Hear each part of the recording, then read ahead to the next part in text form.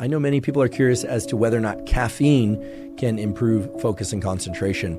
And indeed, it can. There is an immense amount of data supporting the idea that caffeine, provided it's consumed in the appropriate dosages, can improve mental performance and physical performance, and it largely does that through improvements in focus and concentration. The dosage of caffeine, of course, is going to depend on how caffeine adapted you are, how much caffeine tolerance you have. And that is going to vary tremendously depending on whether or not you ingest that caffeine with or without food, as I mentioned earlier. But there is a kind of general range in which we can talk about caffeine as being useful for focus and concentration.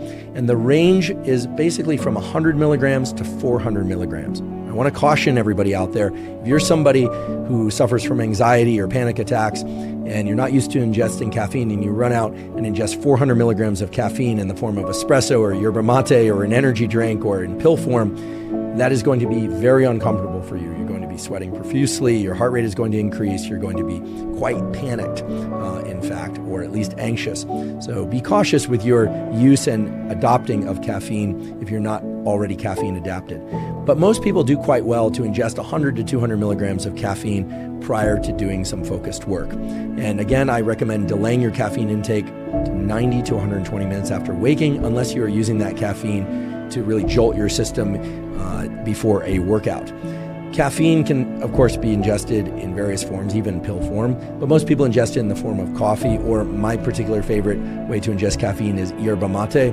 It is important, and I should note that you should actively avoid the smoked versions of yerba mate as they contain a lot of carcinogenic, cancer-promoting compounds. There's some great yerba mate brands out there. The most cost-effective way to consume it would be to use the loose leaf tea and to pour water over that. There's one particular brand that I like. I don't have any affiliation to them whatsoever, but I've been using it for years. It's Anna Park. It's an organic brand that is sold. I buy mine on Amazon, but you can find it elsewhere on the internet as well. Again, I don't have any affiliation to them. It's just very cost-effective, very clean. It doesn't have the smoked flavor. At least the one that I buy is not the smoked variety, so none of the carcinogenic compounds are in there, at least that I'm aware of.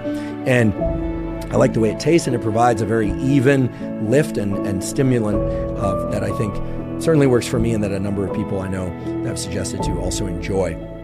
Yerba mate or caffeine also have other additional benefits. In particular, the caffeine in yerba mate and coffee and other sources of caffeine are known to increase the density and efficacy, that is, the number and the function of dopamine receptors, and this has been shown in humans several times. So by ingesting caffeine pretty regularly, you're actually increasing the ability of dopamine to have this effect of increasing motivation and drive. I tend to ingest caffeine only early in the day. I tend to cut off my caffeine intake somewhere around 1 or 2 p.m. to ensure that I can get into a good night's sleep. But I realize that there are people out there that ingest caffeine as late as 2 or 3 in the afternoon and can still sleep fine. I will caution those of you that think that you can drink caffeine in the evening or nighttime and still fall asleep. All of the research points to the fact that the architecture of your sleep and the depth of your sleep is disrupted. Even if you're able to fall and stay asleep, the sleep you're getting is simply not as good as the sleep you would get if you were to shut off your caffeine intake at least 8 hours before bedtime, and ideally more like 10 or even 12 hours before bedtime. But of course, there are practical constraints as well. Okay, so caffeine is increasing dopamine's function by changing the number and efficacy of dopamine receptors. But of course, it also increases our wakefulness, our alertness. And that is largely through the neurochemical systems related to adenosine, which is a molecule that builds up in our brain and body the longer we are awake. It's part of the sleepiness system, if you will. It makes us feel fatigued or tired.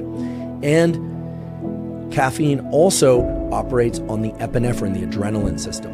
In fact, if we ingest too much caffeine, we'll sometimes get the jitters.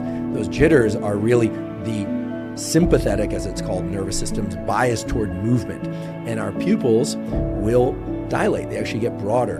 Now, somewhat paradoxically, when our pupils get bigger, the pupils of our eyes, that is, our visual world actually narrows. It becomes more tunnel-like. A lot of people don't realize this. When our pupils are really small, that means we are relaxed. So if you ever see someone with really tiny sort of pin-sized pupils, they're very relaxed. If their pupils are very big, they're very dilated, well then they are very amped up.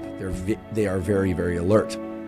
Caffeine increases alertness by increasing epinephrine, adrenaline release, both in the brain and within the body. And so that's another way that it facilitates focus and concentration.